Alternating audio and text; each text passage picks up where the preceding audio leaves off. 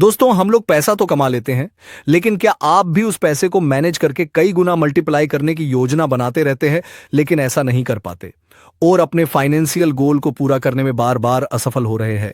यदि आप भी जल्दी अमीर बनने की योजनाओं से हार चुके हैं और वेल्थ बनाने के लिए एक स्थायी तरीका चाहते हैं, तो आप सही वीडियो पर हैं।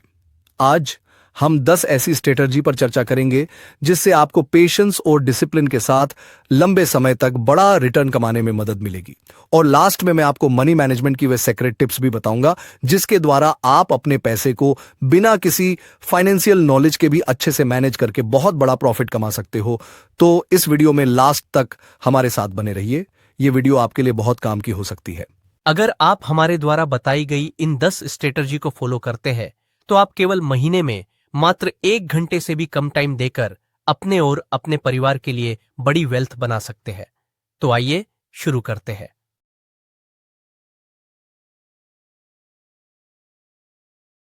Strategy 1, start with A solid financial foundation.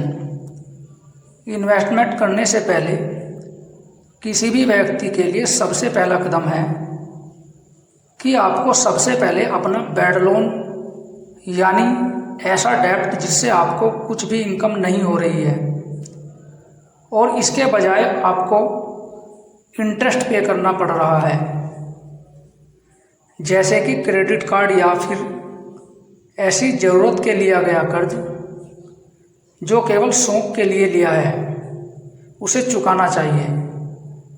इसके लिए आप सबसे पहले हाई इंटरेस्ट वाला लोन चुकाने से शुरुआत कर सकते हैं या फिर आप सबसे छोटे अमाउंट वाले लोन को भी चुका सकते हैं। ऐसा करने से जैसे जैसे आपका कर्ज कम होता जाएगा, आपका मोटिवेशन बढ़ता रहेगा।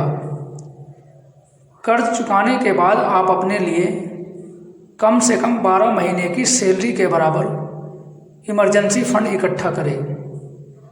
यानी अगर आपकी सैलरी 25,000 रुपये महीना है तो 12 गुना 25,000 रुपये बराबर 3 लाख रुपये आपके पास इमरजेंसी फंड होना चाहिए।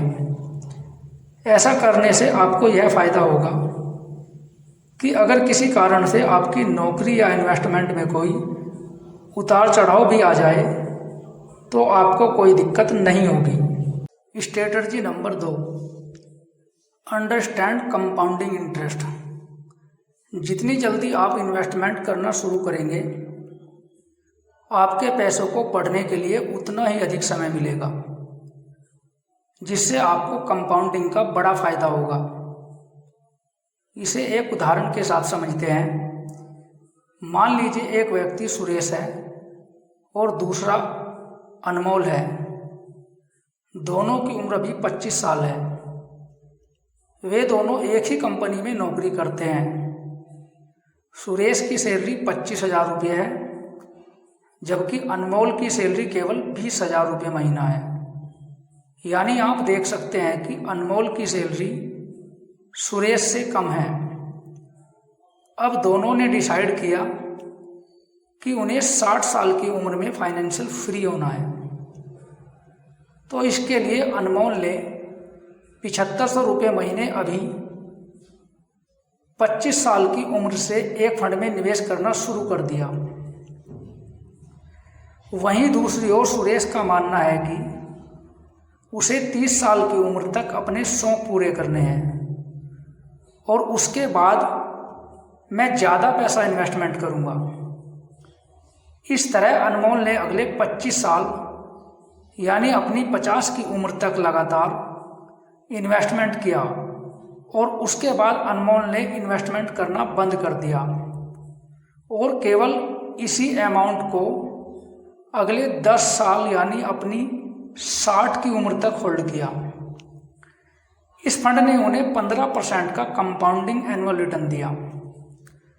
वहीं दूसरी ओर सुरेश ने 30 की उम्र से स्टार्ट करके 60 की उम्र तक लगातार 10,000 रुपये महीना उसी फंड में निवेश किया। आइए जानते हैं कि 60 की उम्र तक दोनों के पास कितना पैसा इकट्ठा होगा। जैसा कि आपने देखा कि अनमोल ने 25 साल में कुल 22,50,000 रुपये और सुरेश ने 30 साल में कुल 36 लाख रुपये इन्वेस्टमेंट किए। यानी सुरेश ने ज़्यादा टाइम लगाकर ज़्यादा पैसा इन्वेस्टमेंट किया। अब देखते हैं 60 साल की उम्र में इनके पास टोटल कितना फंड इकट्ठा हुआ। जैसा कि आप अपनी स्क्रीन पर देख सकते हैं, अनमोल के पास लगभग 10 करोड़ रुपये और सुरेश के पास लगभग 7 करोड़ रुपये इकट्ठा हुए।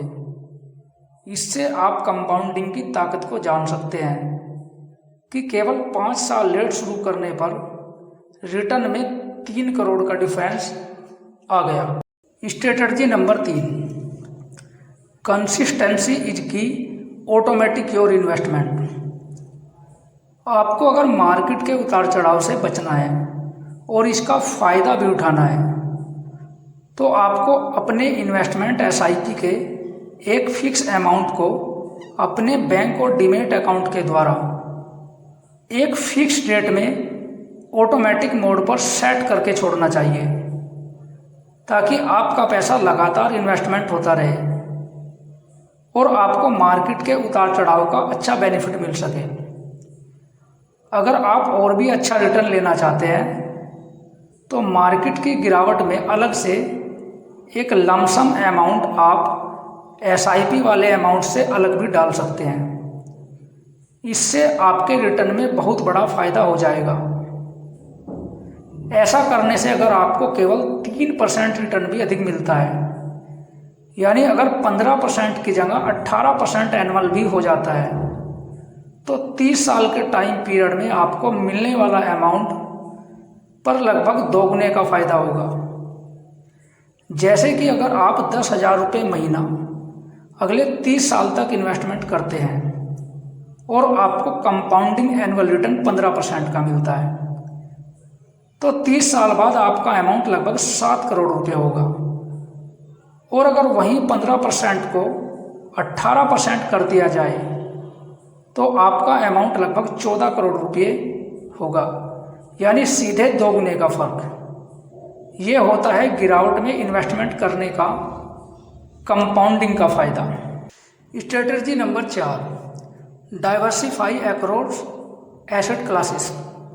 ज़्यादातर व्यक्ति इन्वेस्टमेंट करते समय एक बहुत बड़ी गलती करते हैं, जिसकी वजह से वे अपने पैसों पर बहुत बड़ा नुकसान उठाते हैं।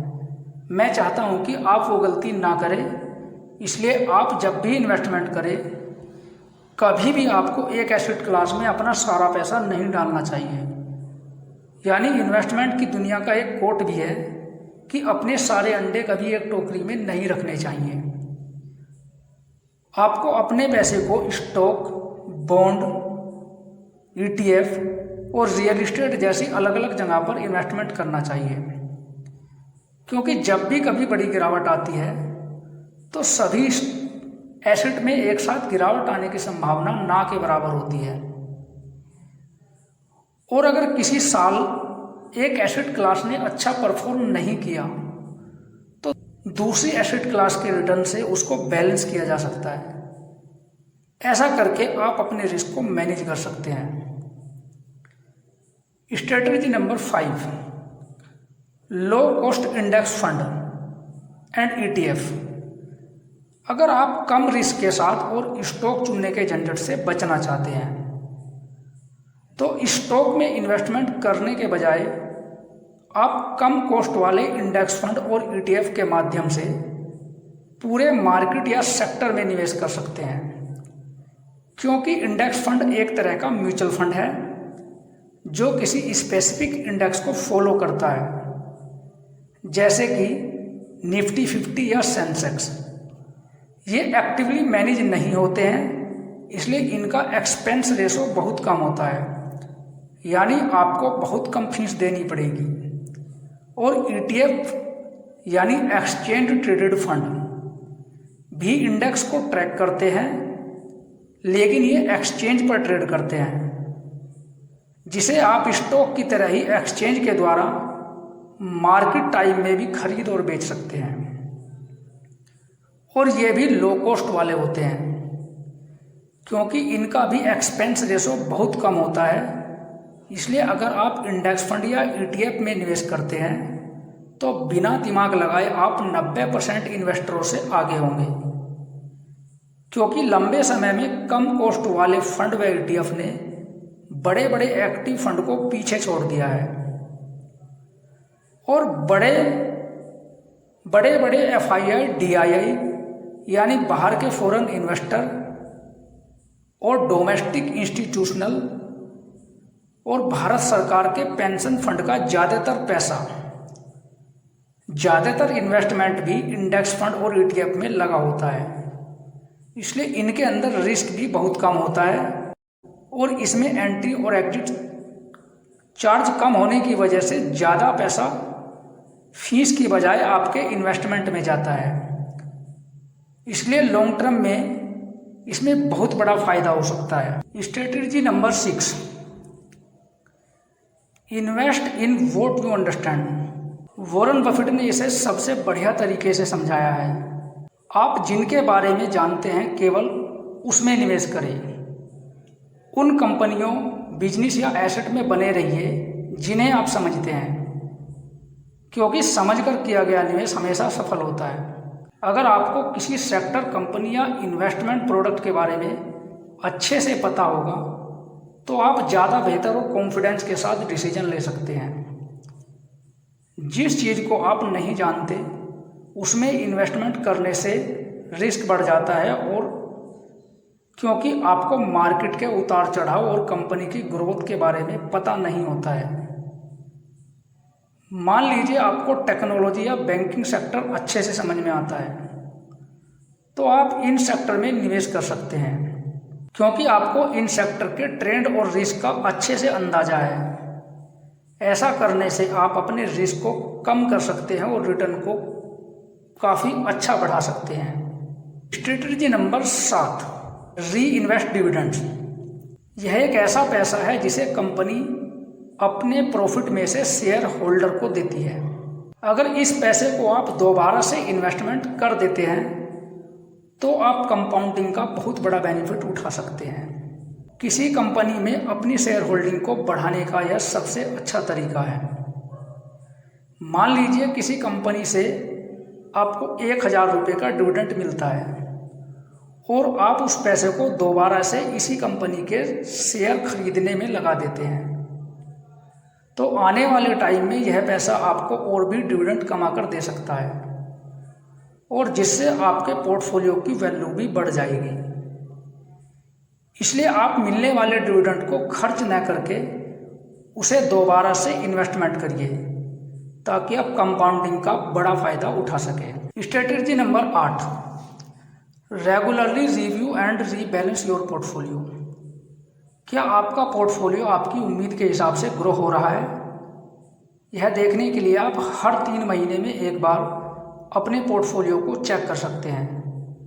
अगर किसी कंपनी में आपको कोई प्रॉब्लम दिखाई देती है तो उस कंपनी की जगह आप किसी दूसरी कंपनी को ऐड कर सकते हैं, और अगर किसी कंपनी के अंदर अच्छी ग्रोथ दिखाई देती है जिसमें पैसा काफ़ी बढ़ चुका होता है, तो आप उस कंपनी में से कुछ पैसा निकालकर किसी दूसरी कंपनी में इन्वेस्टमेंट कर सकते हैं। इससे आपका पोर्टफोलियो बैलेंस रहेगा और साथ ही आपका रिस्क भी मैनेज होते रहेगा। आपको बार बार रीबैलेंस करने की आवश्यकता नहीं है। साल में 1 से 2 बार आप रीबैलेंस कर सकते हैं, या फिर अगर आपको ऐसा लगता है कि मनी मैनेजमेंट के हिसाब से आपके पोर्टफोलियो में किसी कंपनी की वैल्यू 5% होनी चाहिए, लेकिन शेयर प्राइस बढ़ने के कारण वह बढ़कर 10% तक पहुंच गई है, तो आप उस कंपनी में से कुछ पैसे को निकालकर किसी दूसरी जगह पर शिफ्ट कर सकते हैं। जैसे कि अगर आपको लगता है कि अभी इक्विटी मार्केट में काफ़ी तेज़ी आ चुकी है और अब आने वाले टाइम में बॉन्ड मार्केट में तेज़ी आ सकती है, तो आपको अपने पैसे को बॉन्ड मार्केट में शिफ्ट कर सकते हैं, ताकि आप अच्छा फ़ायदा उठा सकें और अपने रिस्क को भी कम कर सकें। इसके लिए आप 75-25 का भी रूल अपना सकते हैं, जिसमें आपको अपना टारगेट पूरा होने पर 75% शेयर निकाल लेने चाहिए और 25% शेयर को अगले 10 साल तक होल्ड करना चाहिए। ऐसा करने से आपका रिस्क भी मैनेज हो जाएगा और अगर आने वाले समय में किसी कंपनी में बड़ी ग्रोथ आती है तो आप उसका भी फायदा उठा सकते हैं। Strategy number 9, stay the course during market volatility. आपको यह अच्छे से समझना चाहिए कि जब बाजार में उतार चढ़ाव होता है तो आपको उस समय क्या करना चाहिए, क्योंकि यह तो मार्केट का नेचर है। कभी बाजार ऊपर जाएगा और कभी नीचे आएगा। जब मार्केट में बड़ी गिरावट आती है तो उस समय घबराकर आपको अपना पूरा पैसा नहीं निकालना चाहिए, और अगर आपका पैसा किसी ETF या इंडेक्स फंड में है तो फिर तो आपको बिल्कुल भी घबराने की आवश्यकता नहीं है, क्योंकि लंबे समय में आपका यह पैसा आराम से ग्रोथ कर जाएगा, भले ही शॉर्ट टर्म में यह थोड़ा सा नीचे आ जाए। और अगर आपका पैसा किसी स्टॉक के अंदर इन्वेस्टमेंट है तो आपको देखना चाहिए कि जब आपने इस कंपनी में इन्वेस्टमेंट किया था तो उस वक्त आपने अपनी रिसर्च में अपने सपोर्ट और टारगेट के लेवल डिसाइड किए होंगे। अगर आपका कोई स्टॉक आपके सपोर्ट से नीचे ट्रेड करना शुरू कर देता है तो आपको उस स्टॉक से बाहर होने के बारे में सोचना चाहिए, और अगर ऐसा नहीं है तो आपको उसके अंदर बने रहना चाहिए, क्योंकि अगर आपकी कंपनी अच्छी है तो गिरावट खत्म होने के बाद इनके अंदर तेजी से रिकवरी आ जाएगी। आपके सामने पिछले 2 बड़े क्राइसिस का उदाहरण मौजूद है, 2008 और 2020 में। 2008 और 2020 में आपने देखा कि मार्केट के अंदर बहुत बड़ी गिरावट आई थी, लेकिन कुछ टाइम के बाद मार्केट के अंदर बहुत अच्छी ग्रोथ देखने को मिली, और जिस व्यक्ति ने उस वक्त अपने इन्वेस्टमेंट को पेशेंस के साथ होल्ड कर लिया या उस समय कोई नया निवेश कर लिया तो उसके पास बहुत बड़ी वेल्थ इकट्ठा हो गई। लेकिन जिसने भी उस समय मार्केट से अपने इन्वेस्टमेंट को निकाल लिया वे इस तेजी का लाभ नहीं उठा सके। Strategy number 10, tax efficient investing. Tax benefit के बारे में यह पॉइंट जानना आपके लिए बहुत इंपॉर्टेंट है, क्योंकि ज़्यादातर व्यक्ति इस पॉइंट को मिस कर जाते हैं, जिसके कारण वे बहुत बड़ा लाभ कमा सकते थे। अगर आप टैक्स बेनिफिट को अच्छे से समझ जाते हैं तो आप लॉन्ग टर्म में अपने इन्वेस्टमेंट को कई गुना तक बढ़ा सकते हैं, क्योंकि लॉन्ग टर्म में शॉर्ट टर्म के मुकाबले कम टैक्स देना पड़ता है। इसके लिए आपको ज़्यादा से ज़्यादा इन्वेस्टमेंट लॉन्ग टर्म के लिए ही करना चाहिए। जैसे कि मैं आपको पहले से बता चुका हूँ कि आप ETF और इंडेक्स फंड में अपना निवेश कर सकते हैं। इसमें आपको टैक्स में बहुत बड़ा फायदा होगा। इसको डिटेल में समझते हैं। म्यूचुअल फंड, इंडेक्स फंड या फिर ETF, यानी जहाँ पर भी हमारा पैसा डायरेक्ट या इनडायरेक्ट शेयर्स में इन्वेस्ट होता है, वहाँ आज 2024 में मेनली 2 तरह के टैक्स हमें देने होते हैं। पहला है सिक्योरिटी ट्रांजैक्शन टैक्स यानी STT, जो हमें खरीदने और बेचने पर देना होगा, और दूसरा है कैपिटल गेन टैक्स, यह हमें अपने प्रॉफिट पर देना होगा। पहले बात करते हैं सिक्योरिटी ट्रांजैक्शन टैक्स की। जो भी शेयर हम एक दिन से अधिक समय तक होल्ड करते हैं वहाँ हमें 0.1%, और जो हम इंटरडे में बेच देते हैं वहाँ हमें 0.025% सिक्योरिटी ट्रांजैक्शन टैक्स देना होगा। वहीं म्यूचुअल फंड और ETF के केस में यह टैक्स 0.001% तक देना होता है। अब बात करते हैं दूसरे टैक्स यानी कैपिटल गेन टैक्स की। जब किसी स्टॉक, म्यूचुअल फंड या फिर ETF को आप 12 महीने से पहले बेच देते हैं तो आपको होने वाले प्रॉफिट पर 20% का कैपिटल गेन टैक्स देना होता है, जो पहले 15% था और 2024 में इसे बढ़ाकर 20% कर दिया गया है। और अगर आप 12 महीने के बाद इसे बेचते हैं तो यहाँ आपको केवल 12.5% का कैपिटल गेन टैक्स देना होगा। जो पहले 10% था इसे भी बढ़ाकर 12.5% कर दिया गया है। लेकिन लॉन्ग टर्म यानी 12 महीने से अधिक वाले इन्वेस्टमेंट पर आपको एक बड़ा बेनिफिट ये होता है कि यहाँ आपको एग्जेम्पशन लिमिट मिलती है, जो अब 1 लाख से बढ़ाकर 1,25,000 रुपये कर दी गई है। इसे एक उदाहरण के साथ समझते हैं। मान लीजिए आपने कोई निवेश किया हुआ है और उस निवेश पर 1 साल के बाद आपको 1.5 लाख रुपये का फायदा होता है, तो आपको पूरे 1.5 लाख रुपये पर टैक्स नहीं देना होगा। इसमें से 1,25,000 रुपये माइनस करने के बाद जो 25,000 रुपये बचता है उसी पर आपको 12.5% का टैक्स देना होगा।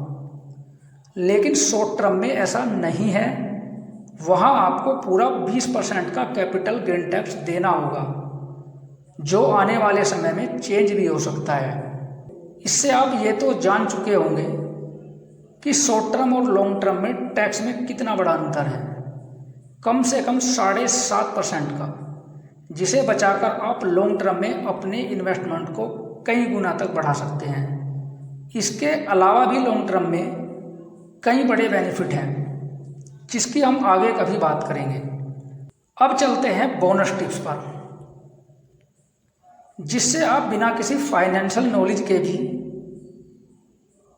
अपने और अपनी फैमिली के लिए बहुत बड़ी वेल्थ बना सकते हैं।